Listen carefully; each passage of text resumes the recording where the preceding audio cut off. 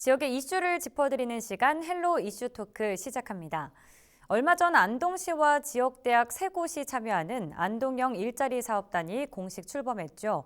2030년까지 약 10,000개의 추가 일자리를 만든다는 포부를 밝혔는데요. 전망과 실효성 짚어보겠습니다. 조영창 뉴스 큐레이터 그리고 엄재진 매일신문 경북본사 취재부장과 함께합니다. 두 분 어서 오세요. 예, 안녕하세요. 네, 먼저 안동형 일자리 사업의 대장정이 시작이 됐는데 어떤 취지에서 진행되는 사업인지 그리고 계획은 무엇인지 주요 내용부터 영상으로 만나보시겠습니다. 매년 2030년까지 가용 지원의 한 10% 정도, 그렇게 하면 한 10년간 한 1,000억 정도 규모가 될 것입니다. 그래서 우리 강소기업 한 100개 정도, 그리고 청년 창업 한 100개, 중견기업 한 20개 정도를 육성할 계획입니다. 안동에 이제 인구가 줄어드는 거, 그 젊은 층이 외지로 빠져나가는 걸 사전에 안동에서 여기서 일자리를 찾고 여기서 사업을 할 수 있는 그런 기본 모델을 한번 만들어 보려고 하는 거죠. 기초자치단체와 지역에 있는 3개 대학이 합쳐서 지역에서 문제를 해결하려고 하는 사업이 되겠습니다. 네, 권영세 안동시장과 이홍현 안동형 일자리 사업단 공동단장을 통해서 잠시 들어봤는데요. 10년간 1,000억 원을 투입하는 안동형 일자리 어떻게 운영해 나가겠다는 건지 구체적으로 살펴볼까요? 네. 실제 그동안 이제 일자리 창출 사업에서 그동안 정부가 주도했던 사업들이 있죠. 예. 지역형 일자리, 뭐 광주형이라든지 구미형, 뭐 대표적인데요. 사실 안동형 일자리 사업 같은 경우는 뭐 지방 정부하고 대학이 주도하는 어떤 전국의 첫 사례로 아마 그 평가가 될 것 같고요. 예. 한마디로 이제 안동형 일자리 사업 같은 경우는 한마디로 이제 안동시가 재정을 지원을 하고, 네. 그다음에 지역 대학이 특화된 전문 인력을 육성을 하고, 또 육성된 인력들을 지역에 있는 기업들에게 취업하도록 하는 그러한 어떤 사업입니다. 2030년까지 이제 그 핵심 인력 한 10,000명을 이제 육성하겠다라는 계획이고, 예.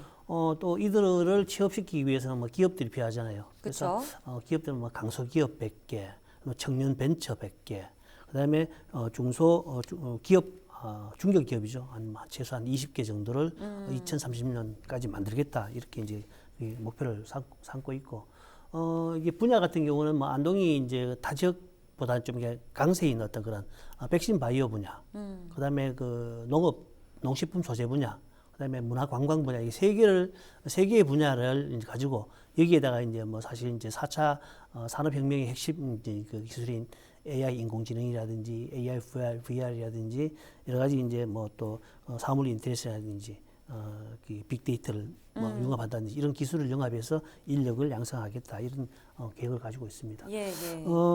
아무래도 이제 지금 벌써 이미 시작됐고요. 예. 첫 일자리는 아마 그 백신 분야에서 나올 것 같고, 이미 이제 안동대 학생들 중심으로 해서 30명이 SK바이오사이언스에 인턴십으로 참여하고 있고, 그다음에 7명은 동물 그 세포실증 실험센터죠. 여기 또 이제 인턴십으로 참여하고 있기 때문에 이들이 이제 인턴십으로 참여하는 것은 단순하게 이제 그 일자리를 체험하는 수준을 벗어나서 여러 가지 이제 실무 업무를 경험하고, 또 이들이 이제 취업까지 이어질 수 있도록 이제 인턴을 마치면 경력 증명서를 발급해서 이들이 제대로 이제 그 자리에 취업할 수 있도록 이제 그 전형에서 이제 우대를 한다는 그런 방침을 협약을 통해서 맺어놓고 있는 상황입니다. 특히 이제 또 안동대나 안동시 같은 경우 이들의 어떤 여러 가지 부분들 이제 주기적으로 이제 평가를 한다는 그런 입장입니다. 네, 뭐 운영 계획을 들어보면 상당히 구체적이고 수치도 이렇게 다 상세하게 적어놨네요. 다른 지역형 일자리 사업과도 비교를 좀 해보면 좋을 것 같은데요. 현재 부산, 군산이 속도를 내는 모습이고요. 광주도 자리를 잡아가고 있는 것 같습니다. 다른 지역 현황은 어떻습니까? 예, 지금 뭐 지역형 일자리 사업이 사실 이것도 유행입니다. 예.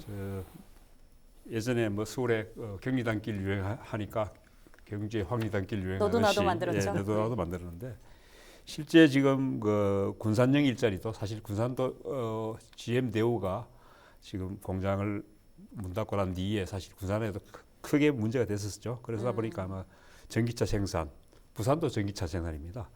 그리고 강원도 횡성과 경남 밀양에도 뭐 약 1조 4천억을 민관 투자가 들어간다고 하는데 예. 여기도 대부분 보니까 뭐 스포츠 유틸리 차량, 소형 전기 화물차 뭐 이런 겁니다. 거의 대부분 전기차입니다. 그렇네요. 그리고 유일하게 이제 구미가 화학업종 그 일자리 협약을 맺었었는데 지금 1년 7개월이 지났는데 예. 2019년 7월에 상생형 일자리 협약을 하고 난 뒤에 1년 7개월이 지났는데도 지금 강간무소식입니다. 제가 또 이게 어떻게 보면 정치적으로 또 해석될 소지도 있는데 예. 지금 일자리라가 구미와 안동이 다 지금 민주당 소속 국회 시장들입니다. 예, 예. 그래서 저는 이 부분에서 이제 사실 좀 민주당 쪽에서 그런 주문이 있었는지 모르겠습니다만, 저 사실 잘 됐으면 좋겠습니다. 정당의 관계 없이 잘 됐으면 좋겠는데 문제는 이 조건이 과연 되느냐는 부분입니다. 저는 그런 면에서 인도 벵갈로르 지역이 IT 그 집적지로 전 세계적으로 성과를 날리는 이유를 저는 봐야 된다고 생각합니다. 세 가지거든요. 인도 사람들이 영어도 되지 않습니까? 그죠? 그리고 이제 IT 인력, 우사도 IT 인력이 있었고, 그리고 임금이 샀거든요. 예. 그러면서 저는 그 안동형 일자리도 그런 조건들을 감안해서 추진돼야 되지 않느냐 이렇게 봅니다. 예, 뭐 다른 지역의 네. 경우를 지금 상세히 설명해 주셨는데 안동의 경우도 어떤지 알아봐야겠죠. 아무래도 예산 면에서 차이가 날 것 같은데요. 어떻습니까? 그렇습니다. 아무래도 뭐 이제 정부 주도형과 이제 지방 정부가 주도하는 것은 뭐 예산이라든지 여러 분야에서 좀 방법상의 문제도 좀 차이가 있습니다. 예.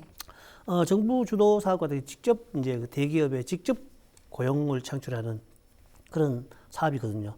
근데 안동형 일자리 사업 같은 경우는 우선 이 인턴 제도를 통해 가지고 지역의 인재들이 지역에 남을 수 있도록 하는 어떤 그런 데 우선적으로 목표로 삼고 있거든요. 예.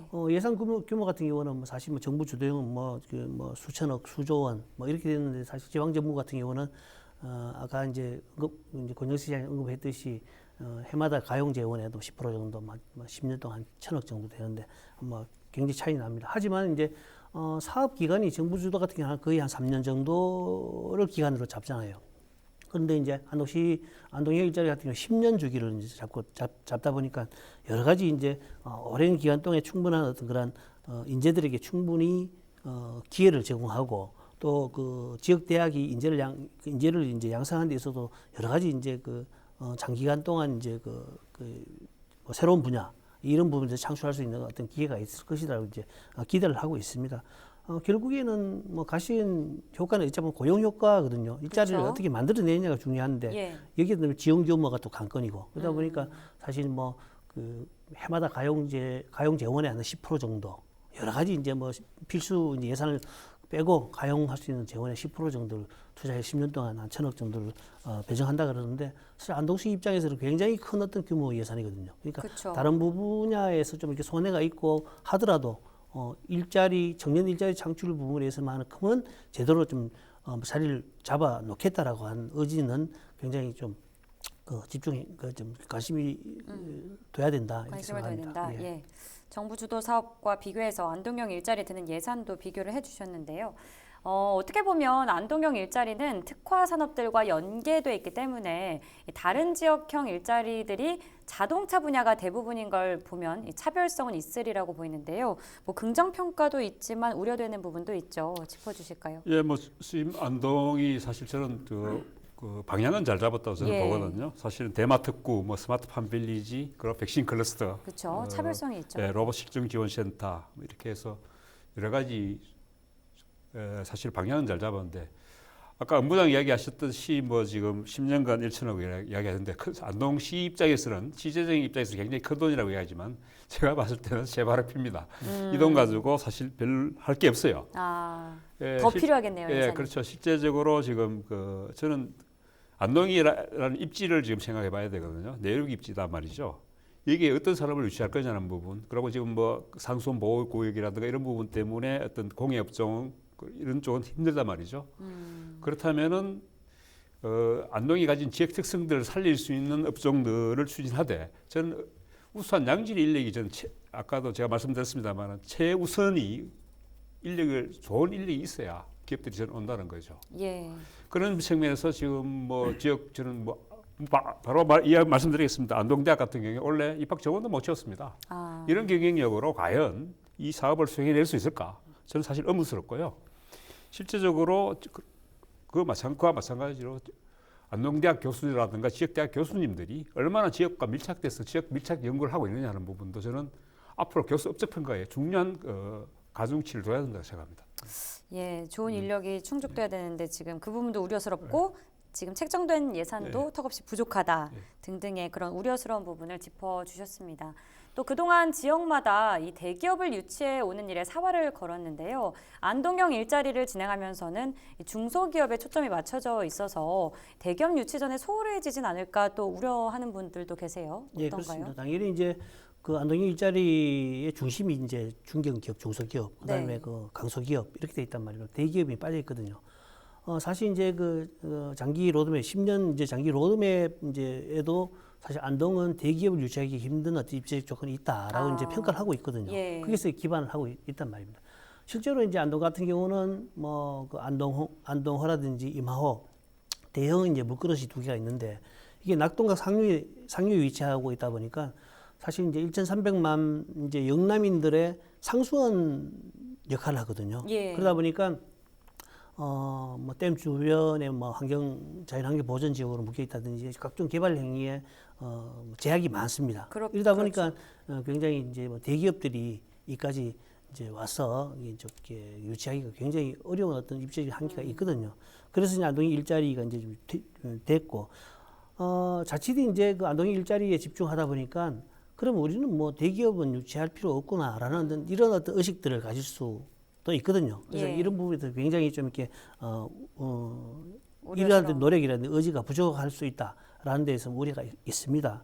그러다 보니까 사실 이제 뭐 특히 이제 대기업 같은 경우는 여러 가지 이제 규모라든지 일자리 평가가 있는데 중소기업 같은 경우는 사실 이제 지역에서 이제 지역을 기반을 둔 중견의 중소기업 같은 경우는 내수 시장의 이제 그 활성화가 굉장히 중요하거든요. 내수라는 것은 안동 지역, 안동을 중심으로 하는 북부 지역 이쪽에 어떤 내수 시장이 굉장히 활성화되어 있느냐에 따라 굉장히 중요한 역할을 할 수 있는데 지금 실제로 이제 지역 상황을 봤을 때는 그렇게 활성화되지 않고 있거든요. 뭐 그 지역 경제가 풍부하다든지 여러 가지 이제 외지의 협력이 좋아야 하는데 그런 부분도 부족하기 때문에 이런 어떤 그 중소기업들을 그 지역 실정에 맞도록 강하게 이제 키워내는 육성해내는 방법도 중요한데 안동형 일자리 창출 사업이 사실 인력 육성에 의해서 집중 투자를 하잖아요. 예. 근데 아까 이제 조영창 뉴스캐스터께서 말씀하셨듯이 기업에 어떻게 초점을 둬 기업을 어떻게 육성해내느냐 부분이 굉장히 좀 부족한 부분이 있거든요. 이런 부분이 가지고 여러 가지 이제 좀 맹점이 있는데 또 그러다 보면 기업 유치라든지 이런 부분들이 다른 지역으로 뺏길 가능성도 있고 뭐 이런 우려들이 있습니다. 그렇네요. 그러니까 대기업을 유치하기에는 뭐 여러모로 조건이 안 좋고 중소기업을 좀 이렇게 강소기업으로 만드는 게 되게 네, 중요해 그렇습니다. 보입니다. 내수형 발전 전략을 세워야 한다고 짚어주셨습니다. 그동안 보면 또 청년 일자리 정책 부분은 뭐 계속 나왔던 얘기인데요. 그렇다고 해서 인재 유출이 없었던 건 아니기 때문에 현실적인 고민도 안 할 수가 없습니다. 이 부분은 또 어떻게 보십니까? 예, 실제 뭐 사실 지금 청년 지역들이 수도권을 제외한 모든 지역들이 지금 그 인구 감소와 청년 인구 유출이 사실 심각한 심각하죠. 고민이죠. 예.